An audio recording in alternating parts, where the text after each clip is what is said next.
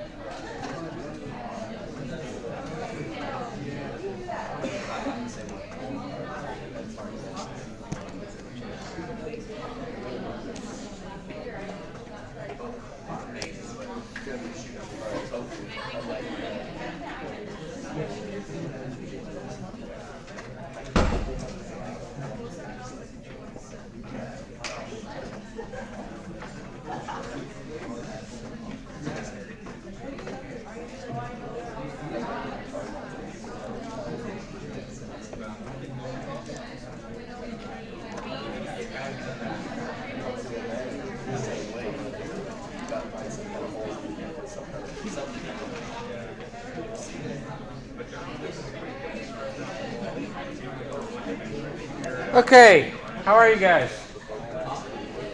Doing well? Good, me too. So, Monday, we went over the syllabus. We went over the lecture on big picture business strategy.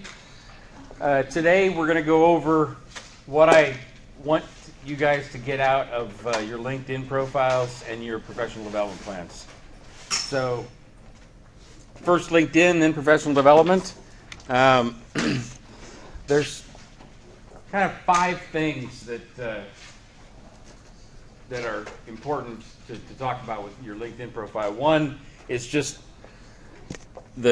how powerful LinkedIn is. It's how many people in here regularly use your LinkedIn profile?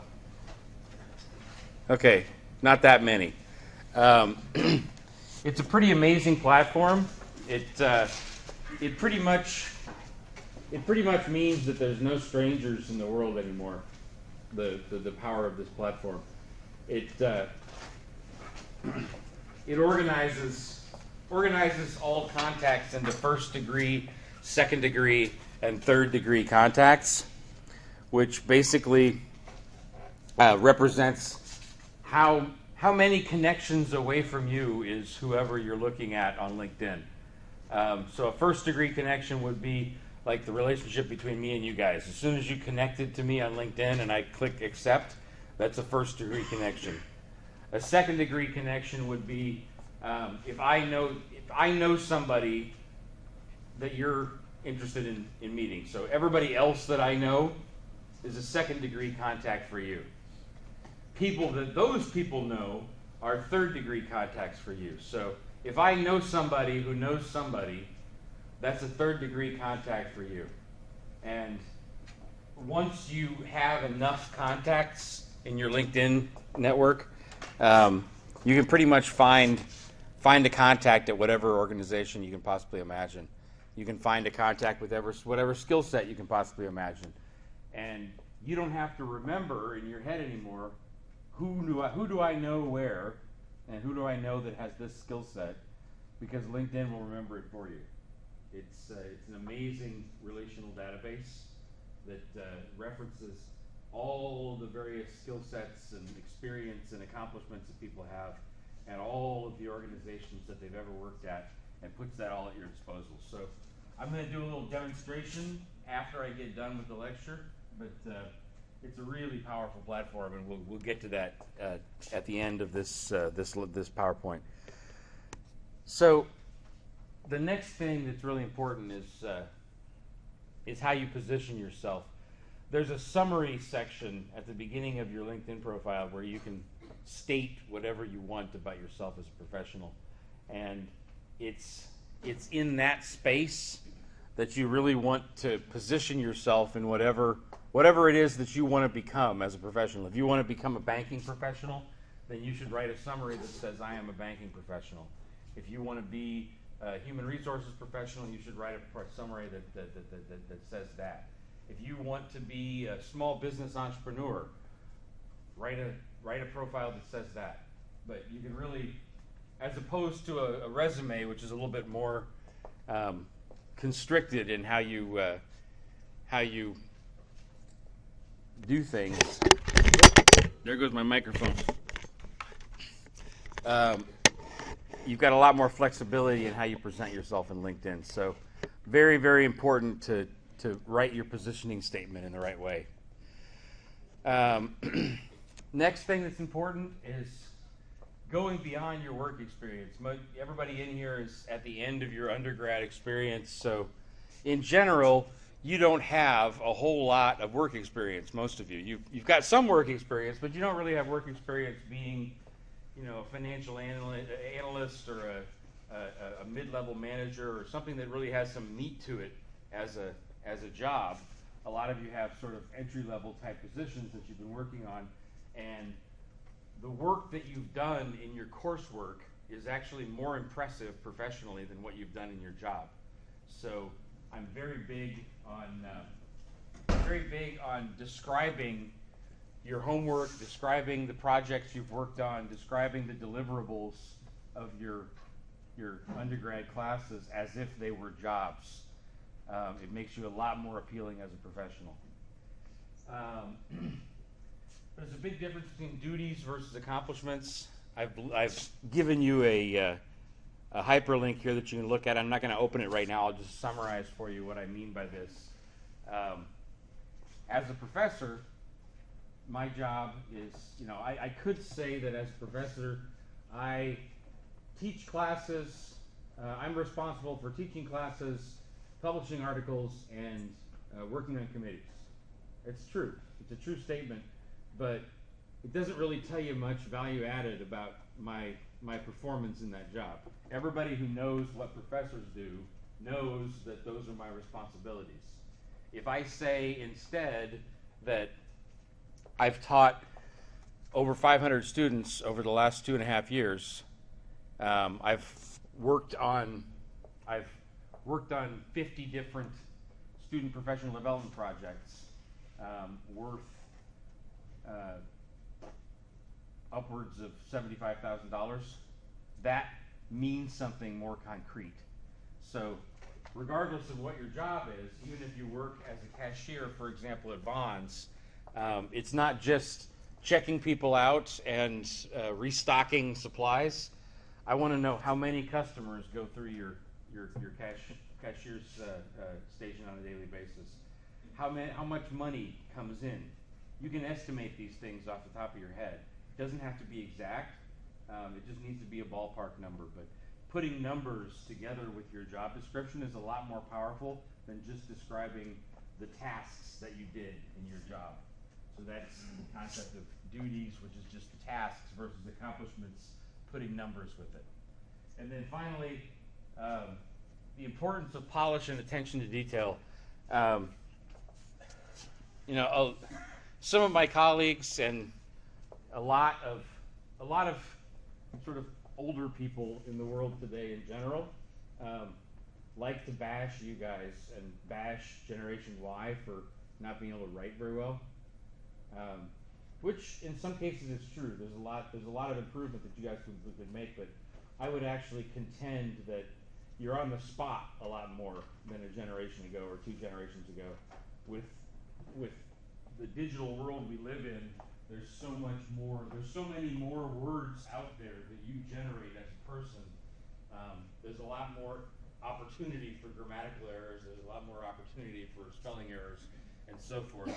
And I also like to remember that if you read the Declaration of Independence, or you read the Bill of Rights, if you read classic documents from history that are, legendary at this point, they have spelling errors all over the place. They're actually not really sure how to spell a word. Sometimes they spell the word W-O-R-D, sometimes they spell the word W-U-R-D. And that was kind of commonplace in a lot of writing, 2 or 3 centuries ago. So I don't think that writing is any worse today than it was a generation or 2 or 10 ago. I think that you're on the spot more because your work is out there digitally, and it's available for all to see. So the good news is that you're not any worse off than any other generation of people. The bad news is that you're more on the spot, so you have to edit to a greater degree than maybe a generation or 2 ago. So the last thing is, I've had my LinkedIn profile for 6-7 years now, and I still go through it periodically and change little things about the grammar, change little things about the font, just to make it that much more readable and professional. It's a constant process of going through and improving the look and the format of your profile to make it look as pretty as possible. So those are kind of the things we're going to go over in this lecture. I'd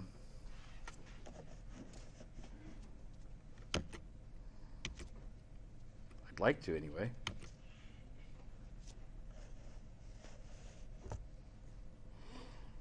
There we go. So this is my positioning statement for myself as a professor, an international business development scholar, educator, and consultant with 20 years of experience. And then I talk about some of the areas that I'm a specialist in, like student coaching, sales management, small business executive decision making, and I mentioned some accomplishments, educational consulting and business expansion projects in the following continents. That's what you want to do in your summary section, is make a 1-sentence statement of, I am a blank kind of professional with blank years of experience. And all of you in here have at least 4 years of project-based experience, which is what I would call it, because you've been doing your undergrad work for the last 4 years. And that's project-based experience. Every class you take, all the homework that you do is project-based experience. So all of you have at least 4 years of experience. Many of you have several more years than that because you've been working for a while as well. So something type of professional with something number of years experience. Then you're going to mention some areas where you have particular skill sets or specializations, and you're going to mention a couple of major accomplishments that you've accomplished, either in your classwork or in your job, whatever. It's a little teaser, no more than 3 sentences. And that's what you want for your summary section of your positioning statement, or your summary section of your LinkedIn profile. When I talk about leveraging educational deliverables, or educational project deliverables, here's an example. I did my MBA at UCLA. When I was in my capstone class for my MBA, just like you guys are in the capstone class here, what we had to do was go out and find a company in the community and do a consulting project for them. So I just simply described this project as if it were a job. So UCLA Anderson School of Management, so for you guys it would be Cal State College of Business and Public Administration. And then the name of the company, or in your case, for this class, all of you are going to do a group case analysis paper on a company of your choice. So your line would be CSUB, College of Business and Public Administration, Google case analysis, or Chevron case analysis, whatever company you're interested in doing your case analysis on. You're going to write up a title like that, and then you're just going to give a 1-sentence, maybe 2-sentence description of what you did. So in the case of my project, I worked together with 3 other colleagues, so shows a little bit about teamwork and gives me a chance to mention a number. It wasn't a 20-person project, it wasn't a 1-person project, it's 4 people, me and 3 colleagues. And we've developed recommendations for improving by 25% the profit margin of runway post-production. And then I describe a little bit about what runway is. That's it. And I want you to do that not only for your work in my class here, but for work that you've done in various other classes over the course of your 4 years here, or your 2 years at BC and your 2 years here. Describe them just like that.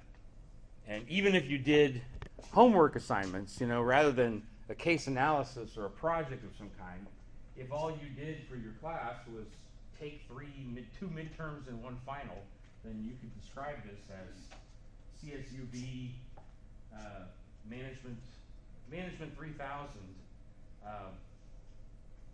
participated in 3 major exams covering 10 concepts of organizational behavior, achieved a score of 75%, or achieved a score of 95%.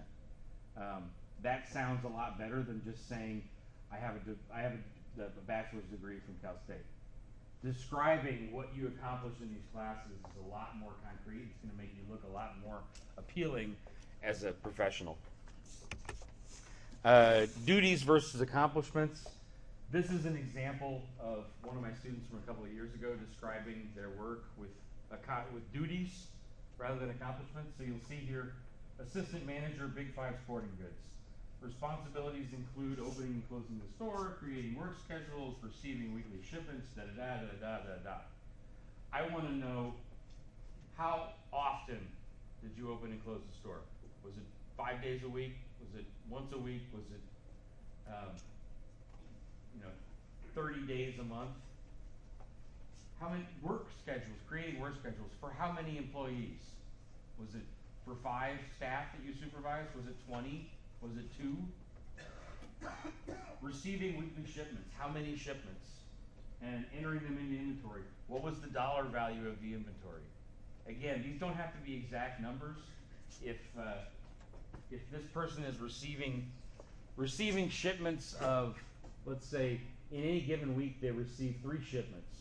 1 shipment of balls, footballs, soccer balls, volleyballs, stuff like that. They receive 1 shipment of jerseys and 1 shipment of jogging equipment or jogging shoes. So 1 box probably contains 100 balls. The average price of a ball is maybe $10. So, right, how's it going, man? No problem. If you just do the simple math, 100 balls times $10, that's $1,000 worth of inventory in that box. Same thing for the jogging shoes. If the jogging shoes usually sell for $50, and you got 40 pairs of shoes in there, 50 times 40 is $2,000 worth of inventory. So you don't have to have the exact number. I just want some ballpark ideas. So this is how I don't want it. I don't want just the responsibilities. I want numbers. So this is an example of my own job description for when I worked for a headhunting company called Robert Half. Just a 1 sentence about my duties. Account executive responsible for acquiring, scoping, and managing consulting projects. Deliverable accomplishments include the following. And then it's just bullet points. Generated $100,000 in gross margin. Set 300 project scoping meetings. Scoped, sold, and managed a product for $50,000. Period. Does that make sense? Okay. Polish and attention to detail. Last thing before I go into a little demo of LinkedIn in action. If you look here, I've put like this. This doesn't look too bad when you first look at it. It's you know, it's got some nice color and white space and black space. But if you read through in detail, created a company comparison template between two rival firearms companies, showcasing. Showcasing is one word, not two. The advancements, struggles, and improvements the company could choose for years to come, not the years to come. And you'll notice if you read through this in detail, they're small mistakes. It's nothing major, but you as a reader looking at this, it looks unprofessional. So you constantly, after you write things up, want to go through and look and see if everything is grammatically correct, if the spelling's correct, does it look good visually, and just make sure that it looks as pretty as possible and as professional as possible.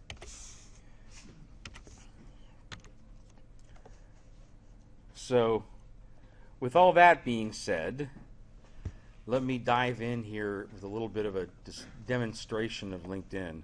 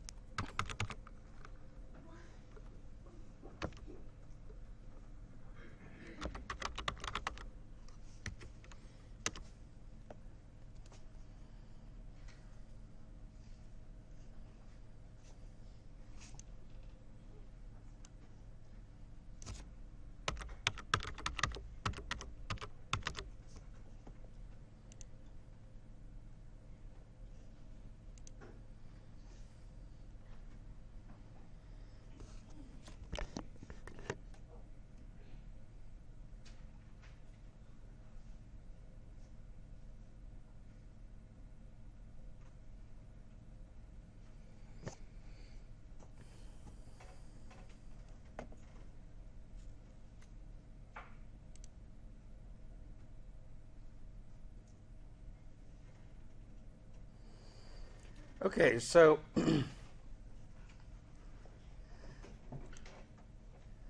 this is what your page looks like for you, or my page looks like for me when I'm editing it. So you've got your picture up top, your name, the summary section appears here, you've got job experience here. If you have not filled out very much of your profile, you won't see all this stuff here because you haven't filled it out yet. So if you look here, add new profile section, in here you can find work experience, education, skills, accomplishments, projects that you can add, publications, etc. So like when I talked about adding educational projects, you're going to go and click on projects.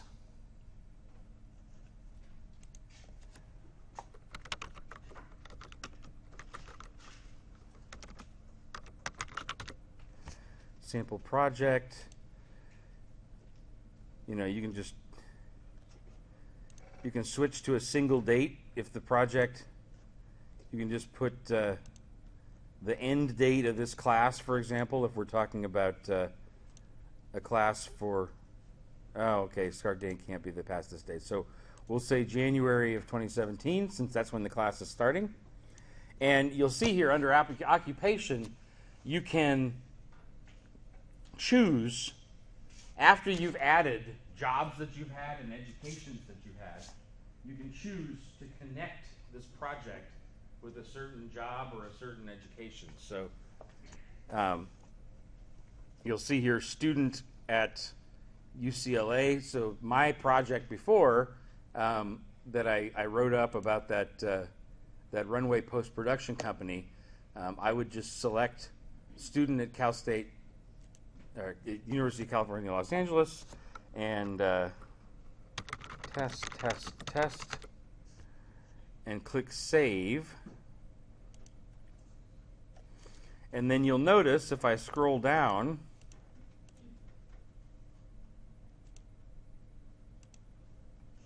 I've got projects listed here. And if I scroll down to the bottom of those projects, you see here sample project, test, test, test. That's where I just edited and added this project right now. We're going to delete the project since that was just a test. And if we go back up here to the top and we click on Edit My Public Profile, this is what it actually looks for you if you're visiting my profile. And if you scroll down,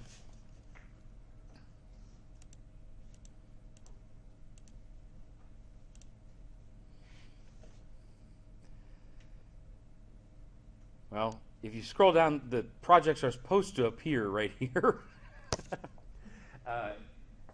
LinkedIn has updated to a newer version, so there's no longer a link appearing for the projects right here. They appear further down in the projects section. So you'll see here the various projects listed.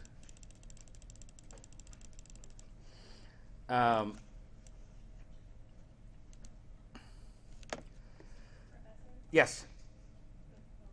Whenever you make like an edit, are people like notified where your connections are? Are they notified that you made that, like you added skills or whatever? I believe you can choose whether to notify or not when you're editing the public profile.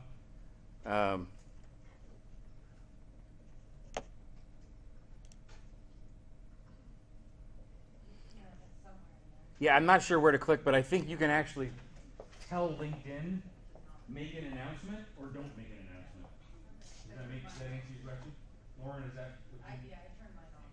Yeah, otherwise it just updates people constantly. So, if you don't make changes very often, you might want to have that turned on. But when you're first editing, otherwise it's going to tell everybody every edit that you made. Does that answer your question? Yeah. Okay. So one of the things that's coolest about LinkedIn is just how many contacts you can find and just how many different types of organizations. So an exercise that I like to do in here is to have you guys tell me the name of an organization, and I can tell you who I know there. Any organization. Starbucks? Okay, that's too easy. Yes, but I'll show you here. Starbucks.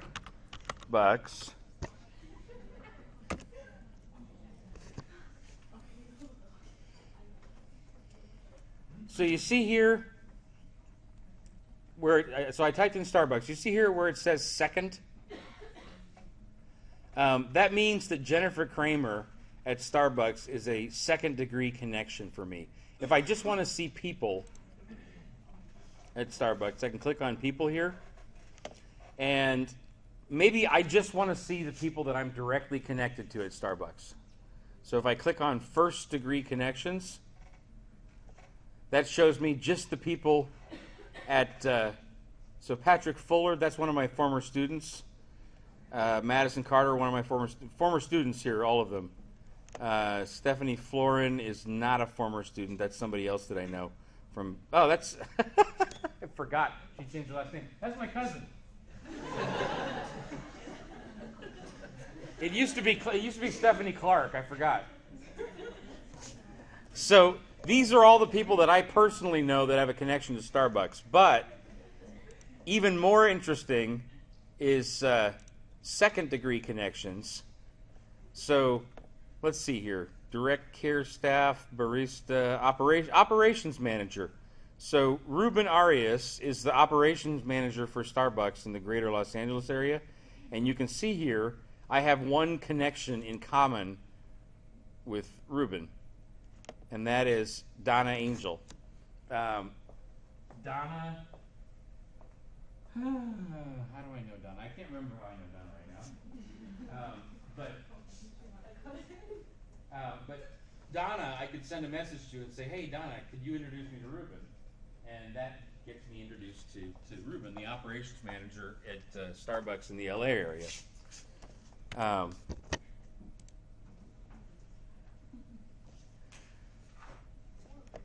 Let's see here. Who else can we find at Starbucks?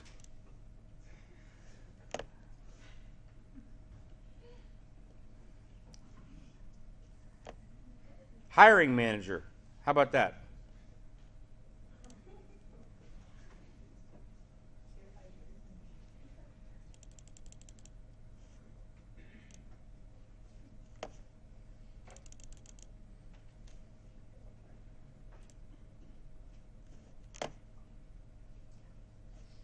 Yeah, can't see what we need there for Catherine.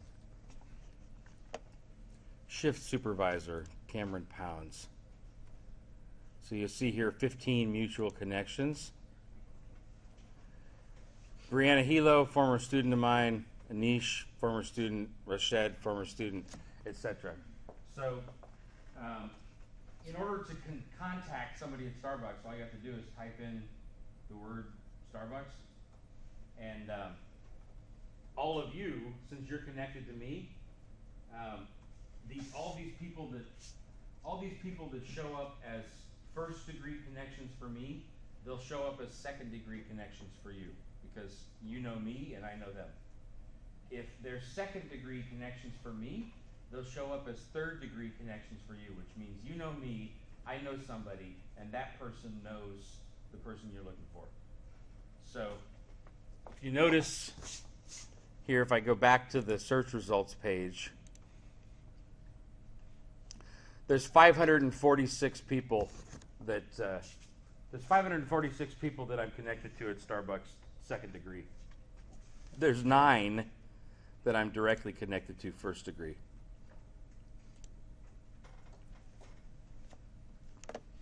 Now, another cool thing about LinkedIn is if you're looking for a job at Starbucks, if you just type in Starbucks and then hit jobs here,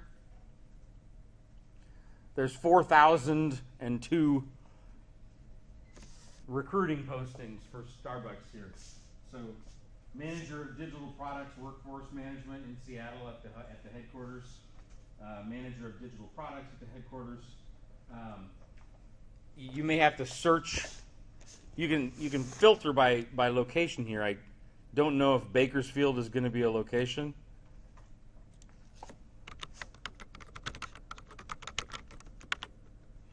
But we can try. Oh, look. 5 store manager. That's interesting. So the Tivana thing here, that job description has the word Starbucks in it somewhere, which probably means if you have experience at Starbucks in the past, we are interested in you. Or if you're interested in Starbucks, you might be interested in us too. So retail team lead, you've got a store manager position open here. It's a really nice way of searching for job postings too. Any questions about LinkedIn? No? Okay, pretty straightforward. Let me pull up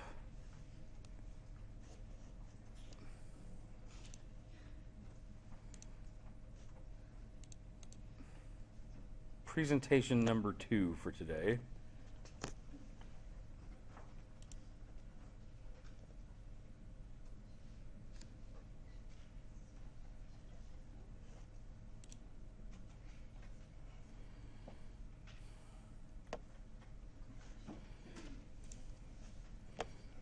And that's about your professional development plan.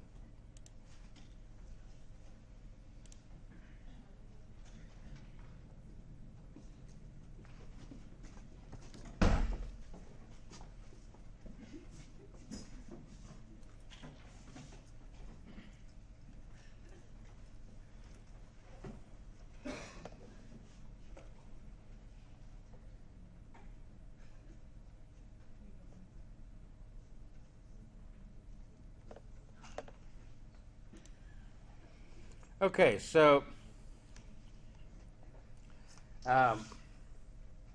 like I said yesterday when I was talking about the business model for Cal State, I said that the value proposition, in my opinion, should be that you guys get a degree, certain set of knowledge, skills, and a job in the area that you want to go into. So to help with that, I basically sent you these professional development plans that I wanted you to fill out and send back to me, because I want to know what's your job today and what job do you want to have when you're done with your time here at Cal State. And to the same degree, and in some ways more importantly, how much money do you make today, and how much money are you going to need to achieve your goals in life? So that what you may find when you what you probably will find when you talk about how much money you need to achieve your goals in life, it's going to be more than the money that you make in the job that you're targeting after graduation, which is normal. Normally you're not going to get a $200,000, $500,000 a year job right after graduation from here, which often is the kind of salary that you need to accomplish the goals that many of you have in life.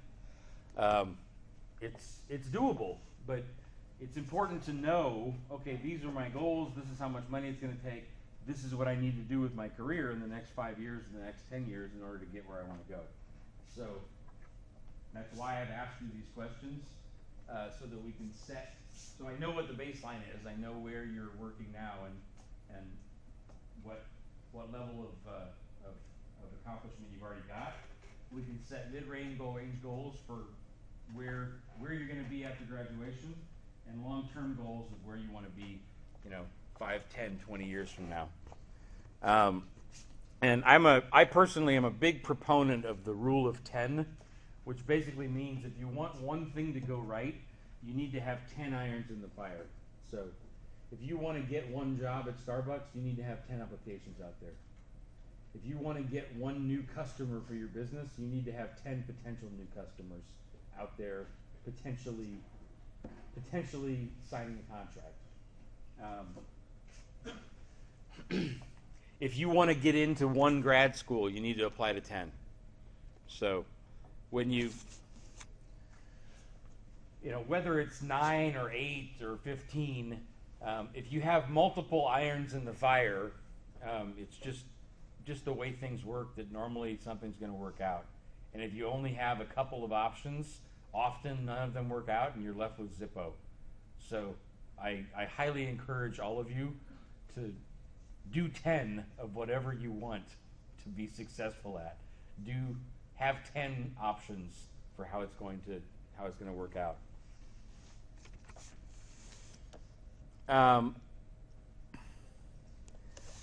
In terms of the baseline, the midterm goals, and the long-range goals, you guys, many of you have already sent me your plans. Let me tell you a little bit about what I was hoping for or looking for, and any of you who want to edit or change them, you're welcome to. The baseline is pretty straightforward. I just want to know what you do for your job right now and how much money you make. The mid-range goals, this is kind of brainstorming for the next steps in your professional life. What I was looking for is, what do you want to do after you graduate? Do you already have a job lined up? Are you looking for a job? If so, what kind of job do you want to get? Do you want to apply to grad school right away after undergrad? What is it that you want to do when you graduate? And then the second thing is setting realistic income goals based on your budget. So a lot of you right now have artificially low monthly expenses because you live at home or you live with friends. You've got your expenses artificially low compared to what they're going to be when you're sort of out on your own as a completely independent adult. And it's important that you're targeting a job which is going to be able to pay your baseline level of expenses, not the artificial expenses, but your real expenses that you're probably going to have once you graduate.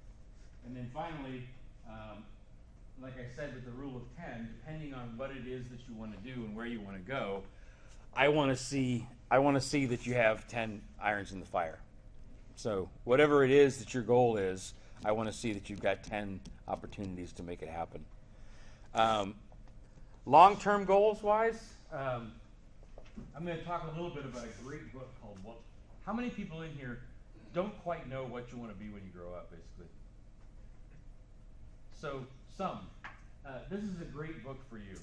And it's actually a great book even if you think you know what you want to be, but you'd love to keep an open mind, or you'd love to be sure that that really is like the good career for you. It's a great book called What Color Is Your Parachute? It gives you all kinds of exercises to do, talking about, how do I like to interact with people? How do I like to use information? What kinds of hobbies do I have? What are the kinds of things I like to think about? What are the kinds of things that I like to talk about? It's a very, very easy kind of exercises that are about the kinds of things that make you happy in life. And then based on filling all those things out, it will tell you like career X or career Y is going to be good for you because it's going to make you happy with all these different things you like to do. When I filled this thing out, right after my senior year of undergrad, it said I should be a university professor. And I didn't want to believe it. I wanted to start my own business and be big, And I went and I did that, and I worked in the music business for a long time, and I've never been happier than I am in this job right now. So the book is really, really good at telling you what's going to make you happy. So any of you out there who are trying to decide what's going to make you happy with your career and your life, I highly recommend this book. You can get it on Amazon for probably $7. It's pretty cheap. Two other things that I want to mention about long-term goals are planning the income that you need. I want you to dream big and then plan for it. I'll give a couple examples of that later, but in your long-term goals, I want you to think big. Do you want to be a millionaire? Do you want to own your own jet? Do you want to be the CEO of a Fortune 500 company? I want you to set big goals and then plan, and I can help you plan a little bit of how to get there. And then, depending on where it is that you want to go, I have a large contact network that you can see in LinkedIn, and I'm going to encourage all of you to look through my contacts and identify somebody that you'd like me to introduce you to, and I'll introduce you to them so that you can have another contact, another mentor to help you along the way to where you want to go. So this is what the template looks like. I sent it to all of you. It should look familiar. Most of you have already filled it out. So when we're talking about brainstorming professional next steps, there's a relatively finite number of things that you could put here. Some people may want to earn more money in their current job. Some people may want to move to a new job but stay in the same company. So, basically move up to a management role, something like that. You may want to find a new job in the same industry. So maybe you work for an oil services company and you'd rather work for Chevron rather than a small oil services company, but you want to stay in the oil sector. Maybe you want to find a job in a different industry. Maybe right now you work in food service and you'd really like to be in HR in the agriculture sector. Well, that's a great thing to do when you get a degree, is to reinvent yourself and go into another industry. Grad school is a good option too for anybody in here that's wanting to go to grad school. That's a legitimate option. And one thing that I think a lot of people poo-poo and don't take seriously enough, especially when you're a senior and you need to find a job and you need to make money, is internships, volunteer projects, or volunteer opportunities and hobby projects.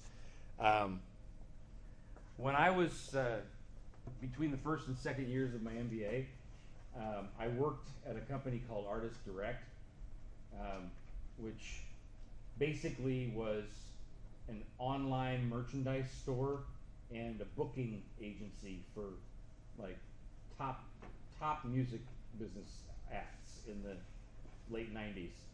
And I was completely convinced that I've got to make $10 an hour at least in this job, and a lot of my friends were working on Wall Street for the summer, and they're making bank, and I'm sitting around working for minimum wage at this company, and I'm frustrated that I'm not making enough money. If I had been willing to work for free instead of earning money at that job, I could have basically spent the summer getting coffee for the agents that work in the agency. I could have helped to make phone calls, receive phone calls, take notes, just stuff that needs to be done. If I had done that for free, they were working with artists like, at that time, they were working with the Stones, they were working with Robbie Williams, they were working with the Red Hot Chili Peppers, they were working with the Beastie Boys. I mean, they were top acts. The guys that ran this company were some of the founders of Lollapalooza. And if I had just been willing to swallow my pride and work part-time for free for that agency, I probably wouldn't be here today teaching you guys. I'd be like on the top 100 power list in Hollywood. But I was too proud. I had to make money. I had to get paid, and I really kind of dismissed the opportunity that I had there to really get my foot in with the cool side of the music business. So, yeah, you have to have a job, you have to make money, but don't turn your nose up at volunteer opportunities or internships, especially if they're part-time, because they can really help you get your foot in the door in areas that are otherwise really hard to get into. And it may be something that you take one job right now and you do a little volunteer work on the side, and 2 or 3 years from now you're able to actually get into the industry you were volunteering in and really get to your dream job. Whereas if you had tried to get into that industry right away, you would have had an entry-level job and you wouldn't have had the same kind of access to a middle management position that you can get by volunteering. So very important to not turn your nose up about that. As far as your budget is concerned, I've listed some things here, and again, if you filled out your profile and you feel like you've missed some stuff here, this is basically a list of expenses that every single one of you should have after you graduate. You're going to have to pay taxes and withholding to a certain extent. So the first thing that's important to remember is if your salary is $40,000, then really you have $30,000 to work with, not 40, because 10 is gobbled up by taxes and withholding. You really want to think about saving about 20% of your income. I did not do that when I was younger, and I am really, really lucky that I managed to get the job that I have here and get the pension plan that I do, because the older you get, the harder it is to save, and everything that you want to do to achieve your happy dreams in life most of it requires money of one kind or another.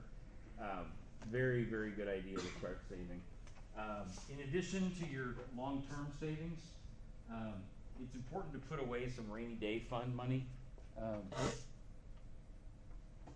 Everybody in here is familiar with Star Wars, I assume, right? So, what's that? Yes. Well, the first episode, A New Hope, episode 4. The very beginning, you've got the Rebel cruiser and the Imperial Star Destroyer that's coming in on them, and basically, you never know when your Rebel ship is going to be overtaken by an Imperial Star Destroyer, and you need to have escape pods to be able to jettison the droids with the plans. If you don't, no, seriously, you never know. I'm pretty happy and comfortable in the job that I have here right now, but there's no law in the universe that says that if I show up tomorrow, that the dean doesn't say, "Hey, Jeremy, we just decided we don't like your teaching very much. Why don't you take a hike?" There's no guarantee that doesn't happen. It probably won't happen. Hasn't happened yet, but I'm kind of a rebel. Sometimes I think that they might want to say that, but they haven't yet. So it's always important to have a certain amount of liquid cash available in case you lose your job, in case you have to change cities, in case like health issues come up. If you don't have any liquid cash available to for a rainy day, you're going to end up making very poor decisions and end up working in a job that you don't like because you have to earn money and you got in a bad situation. So important to think about that too. Healthcare, rent, utilities, car payments, telecom, which for me includes phone, internet, TV, online subscriptions, food, entertainment, and question mark, whatever else is important to you. Like, if you are planning on getting a job after graduation and the salary from that job is not going to pay for all these things, then you should be concerned. Like, maybe you can still stay at home for a little while. Maybe some of these expenses you can put off for a little while, but this is the baseline that each of you should have when you graduate. And if your revenue coming in from your job is not sufficient to pay for all this, then you need to be making plans about how you are going to get to that level.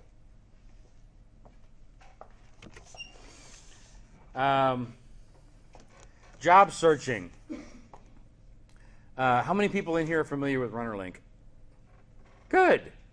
You know, like, I think we're doing something right as a university, because when I asked that question 2 years ago, like 3 hands went up.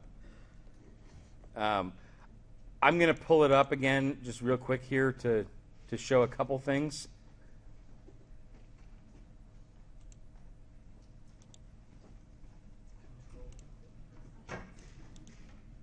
I'd like to.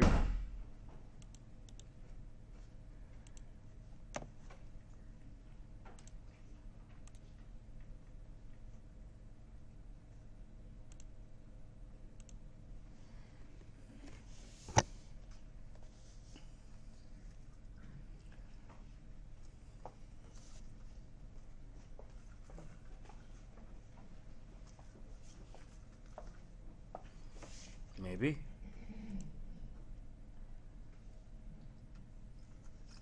There we go.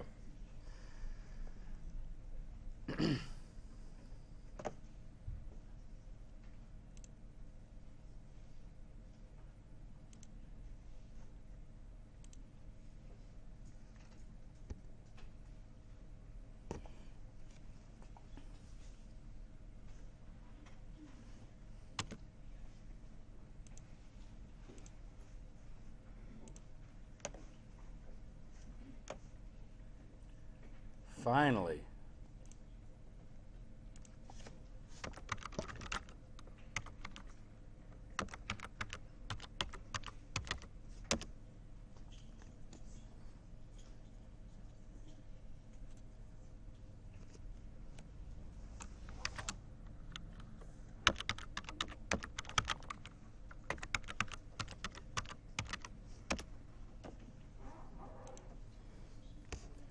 Okay, so for those of you who are familiar with RunnerLink but haven't used it that much, or those of you who aren't familiar with it, I just want to point out a couple things.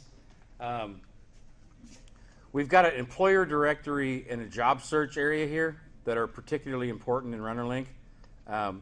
If you go to the employer directory and click on advanced search,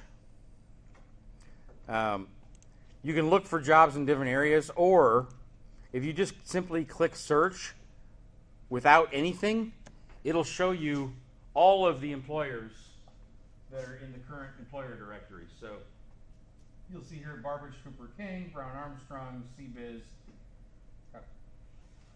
I would highly recommend that you go to RunnerLink, take a look at this list of companies that we have contacts to, and if that's a company that you're interested in, ask our Career Center who is the contact point there. Who should I contact at Southwest Airlines, or who should I contact at Warner Music Group? Who should I contact at Barbara Cooper King here locally? accounting firm. Just because there's not a particular posting doesn't mean you can't ask the CC what is the contact information for this company. And same thing, job search wise. You can look for different jobs in different areas, but if you just click the word search, yes. So we have access to this after graduation too? I'm not sure. You have to ask the CC. Theoretically, you get in with your Cal State email address and your username or your password, which should only update periodically.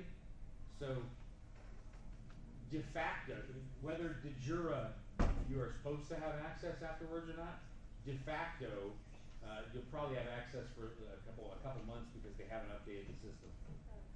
But that's a good question to ask CC. I'm not sure.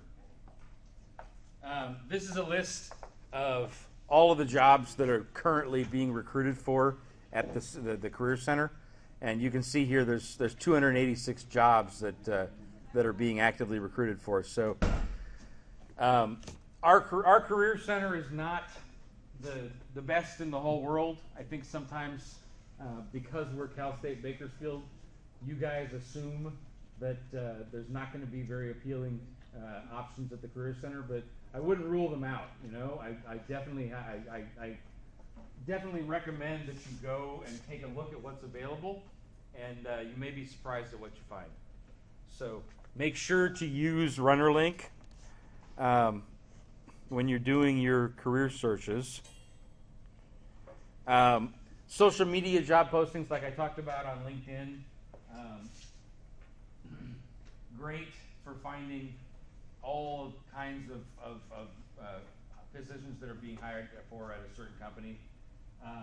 Monster and other public job exchanges are you know, the thing with Monster is you definitely want to get your materials out there, but you don't want to just wait for somebody to call you. You want to get your materials out there and then find a contact you know at the, so the next point here, identify a specific network building target. If you know that there's a job opening that you applied for at Starbucks, then you go into LinkedIn, you find who you're connected to at Starbucks, ask for an introduction, and ask that person if they can help get your resume to the top of the pile.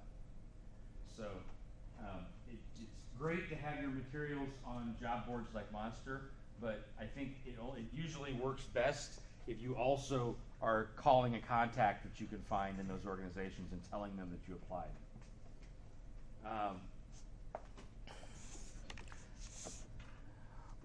What color is your parachute? That book that I told you guys about. This is the 2016 version of it, so there may be one newer edition, but there's a hyperlink here that should take you to the Amazon page to buy the book if you're interested.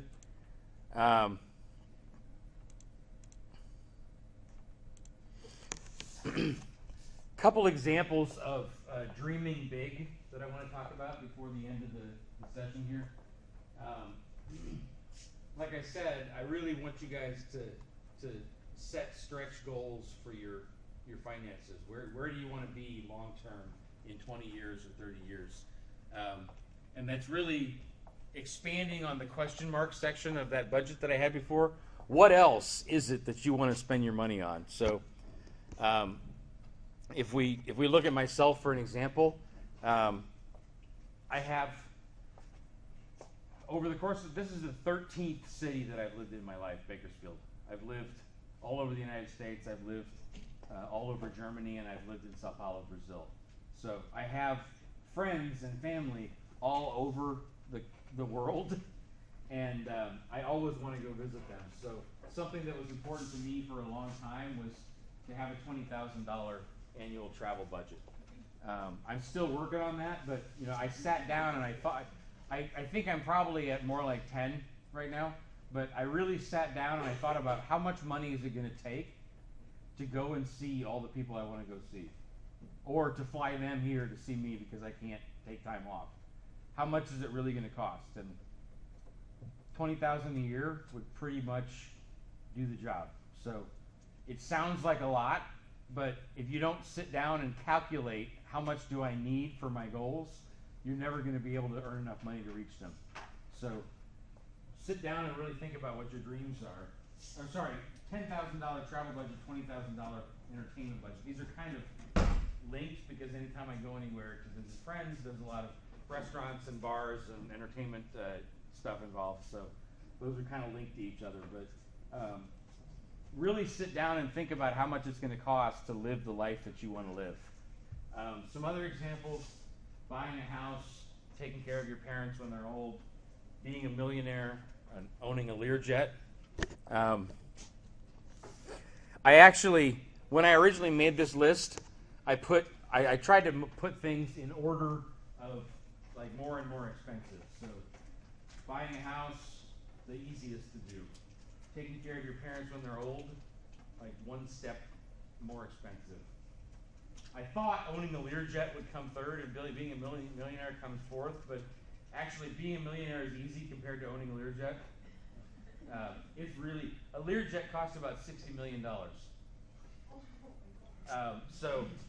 And there's a cool way to like rent a Learjet. You can actually do a timeshare on a Learjet through a company called NetJets. Anybody heard of NetJets? Yeah. So NetJets, you only, quote unquote, have to pay $500,000 as like your entry fee, and then I think it's $125,000 a year. But still, $125,000 a year plus $500,000 entry fee is that's $1 million within 4 years. So being a millionaire is easy compared to having a Learjet, but buying a house around here, house prices are around $200,000. Some are more like 3-4, some are more like 100,000, but pretty affordable home prices here in Bakersfield. 200,000. A lot of times you're going to need a 20% down payment, so that means you need to save up $40,000 in order to be able to buy a house. So the house costs $200,000, but the rest of it is financed with your mortgage. You just need $40,000. $40,000 sounds like a lot, but if you save $1,000 a month for 4 years, you've got your $40,000. If you save $500 a month for 8 years, you've got your $40,000. So it's doable, but it's only doable if you actually plan ahead for what are you going to need. Same thing, if you save about, I believe,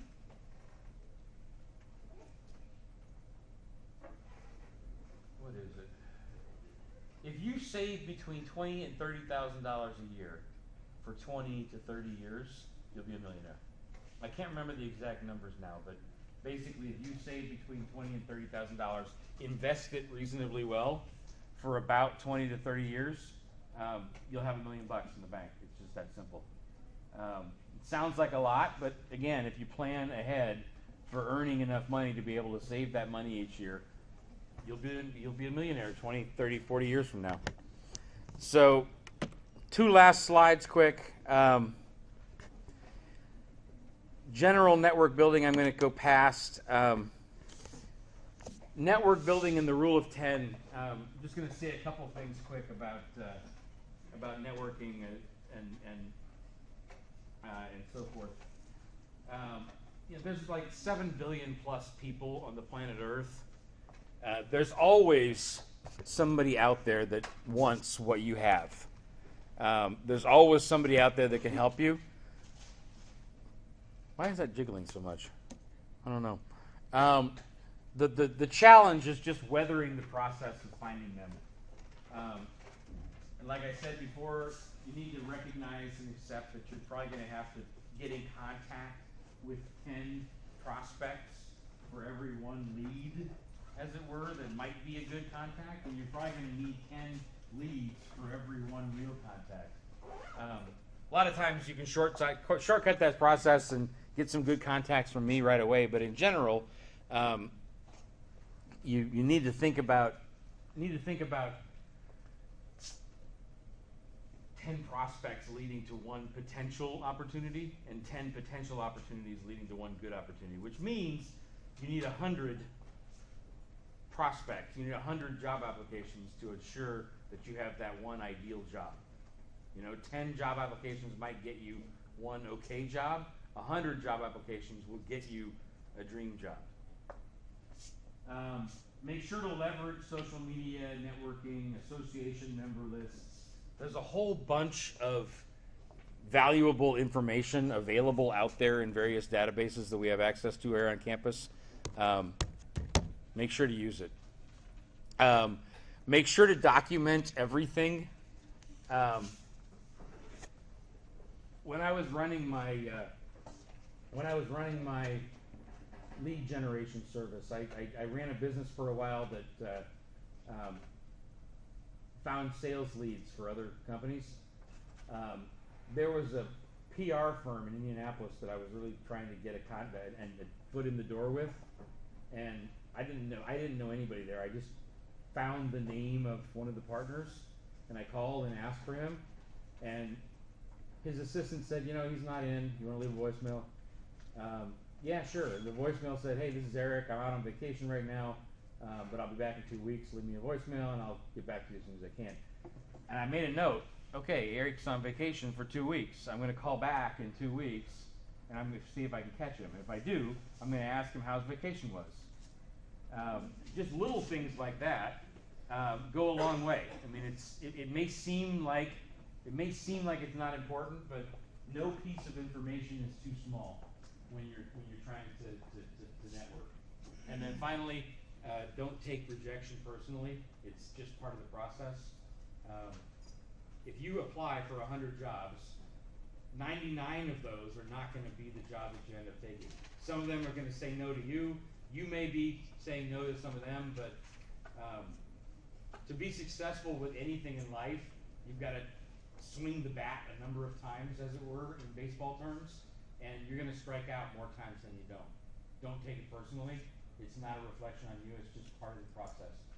And that brings us just about to 2:15, and that is what I wanted to go over today. So make sure, I've got one list of teams right now. Make sure that you form teams of 4 to 5 students and email me with the names of the people in your team by next week, okay?